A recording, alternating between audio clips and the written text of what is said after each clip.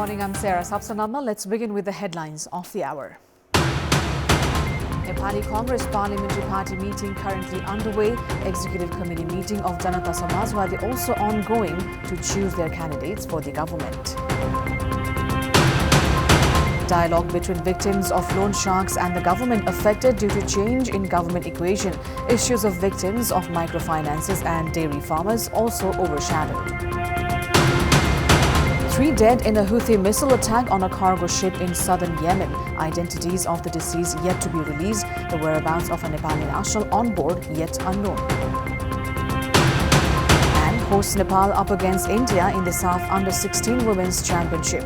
A win must for defending champions Nepal to book a place in the final against Bangladesh.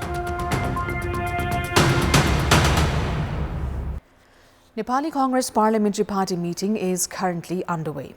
The meeting called by party's president Sher Bahadur Dewa is dwelling upon the party's role as the opposition at the parliament. The meeting is ongoing at the parliament building in Baneshwar.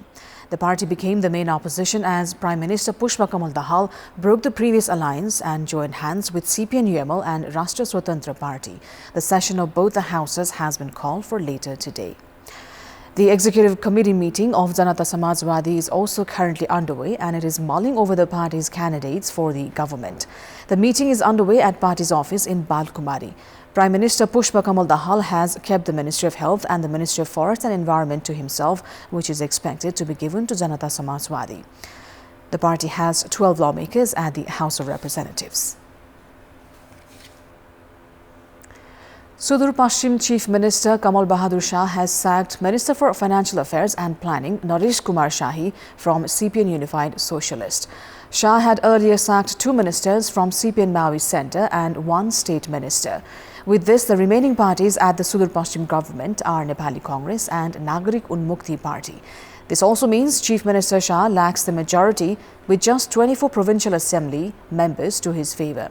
The Provincial Assembly is of 53 members, however 1 member from Nepali Congress has passed away. Support of at least 27 members is needed to lead the provincial government. The new occasion shows that the government formation will be a tricky job and Nagarik Unmukti Party will be playing a decisive role.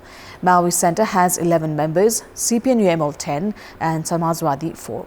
Congress has 18 seats, however 1 is vacant due to the passing away of the party's Provincial Assembly member. Nagarik Unmukti has 7 members in the Provincial Assembly. 1 member is independent and 1 is from Rashtriya Prajatantra Party. Newly appointed Deputy Prime Ministers and Ministers have assumed their offices. Deputy Prime Minister and Home Minister Ravi Lamichhane said after assuming office, he would not issue any directive that would influence ongoing investigations and are against existing laws. Lamichhane expressed commitment in controlling smuggling, improving immigration and prisons, and also ensure security to industrialists, among others. Deputy Prime Minister and Minister for Physical Infrastructure and Transport Management Raghubir Mahaset has said his ministry will look over projects that have been delayed. Another Deputy Prime Minister and Foreign Affairs Minister Naren Kaji Shrestha has said he would focus on improving ties with the 2 neighbouring nations, China and India. Finance Minister Barsha Manpun spoke to the media after assuming office and said the country's economy was not in crisis but was experiencing a slowdown. He expressed commitment in ensuring development expenditure and raising hopes among industrialists. Pun also said the ministry would raise the revenue collection to 20% from the current 10%.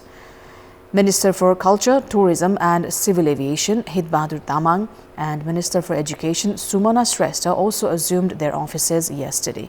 Minister Shrestha expressed commitment in ridding educational sector from politics, saying she would initiate process to end the system where Prime Minister by default becomes the Chancellor of the University and Education Minister the Pro-Chancellor. It is now time for our segment Public Pulse, where you text us with your opinion. The question is, what should be the priorities of the newly appointed ministers? Your options are A. Curb corruption, B. Make service delivery effective, and C. Development and prosperity. The voting is on. Type NEWS, select your option A, B or C and send it to 34001 to share your opinion with us. Chairperson of Rashtriya Prajatantra Party Rajendra Lingdan has said that his party will not be a part of power-centered political gambits. Speaking at a program yesterday to inform about the party's protests, Lingdan stated that the need for protests for the benefit of people has increased. He also said that there is no meaning in change in leadership until the behavior of politicians change. The government is preparing to consider the Common Minimum Program as the base for the next fiscal's budget. This means the budget priorities and principles proposed by former Finance Minister Prakash Sharad Bahad will likely be changed. Former Vice Chairperson of the National Planning Commission, Pushpa Kadil, has said the budget should focus on economic growth and expand social security plans as well. Another former Vice Chair, Govinda Raj Pokhrel, urged to keep it as it is, the proposal for the centre to avoid taking any project worth less than 30 million rupees, stop distributive budget and maintain financial discipline. This was the first time the government had floated a budget priorities and principles proposal 3 months ahead of the budget session at the parliament. However, the policy seems to be stranded for the time being. Now, the change in government equation has affected the dialogue between victims of loan sharks and the government that had taken 23 days' journey on foot to the capital in search of justice. Many victims have been hoping the federal government could ensure justice for them.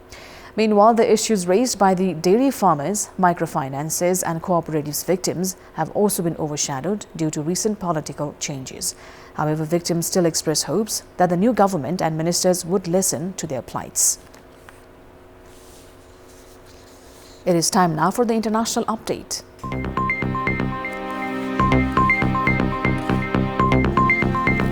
3 crew members have been killed in a Houthi missile strike on a cargo ship off southern Yemen, the first deaths the group's attacks on merchant vessels have caused. The Barbados-flagged True Confidence had been abandoned and was drifting with a fire on board after the strike. The Houthis say their attacks are to support the Palestinians in the war between Israel and Hamas in Gaza. The U.S. Central Command, which oversees operations in the Middle East, said 3 crew members had been killed and at least 4 injured, including 3 critically. In a statement, the Iran-backed group said the True Confidence's crew had ignored warnings from Houthi naval forces. The vessel had a crew of 20, comprising 1 Indian, 4 Vietnamese and 15 Filipino nationals. 3 armed guards, 2 from Sri Lanka and 1 from Nepal, were also on board. Meanwhile, Gaza health officials have reported at least 20 people in total have now died from malnutrition and dehydration, and that dozens are dying silently as a result of starvation without reaching hospitals. The Palestinian death toll from Israel's attack on Gaza has climbed to at least 30,717. 72,156 have been injured so far, including 8,663 children. North Korean leader Kim Jong-un inspected field training of troops at a major military operations base in the western region of the country and ordered heightened readiness for war, state-run television KRT reported earlier today.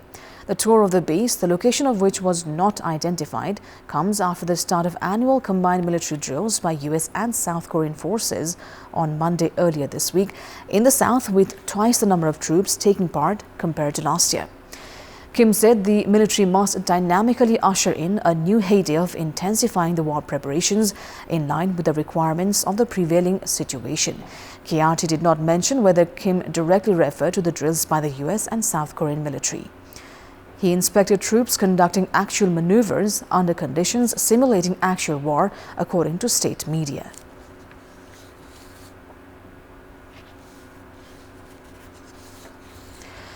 Dengue fever cases have continued to rise in Brazil, posing a significant challenge to the country's vaccination plans despite concerted efforts to combat the mosquito-borne disease.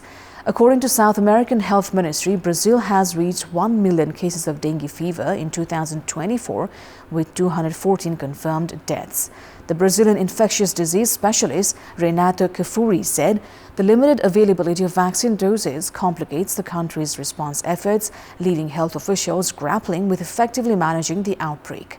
Brazil's vaccination plans aim to curb the spread of dengue fever by targeting key areas with high transmission rates. However, the country will only receive 6 million doses of dengue vaccine per year for the next 5 years, which, according to experts, will immunize a little more than 13% of the population. Brazil also faces other challenges contributing to the increase in dengue cases, such as climate change, rising temperatures, and the circulation of at least 3 serotypes of dengue viruses, making the population more susceptible to dengue fever. That is all for the moment. Thank you for watching. Bye for now.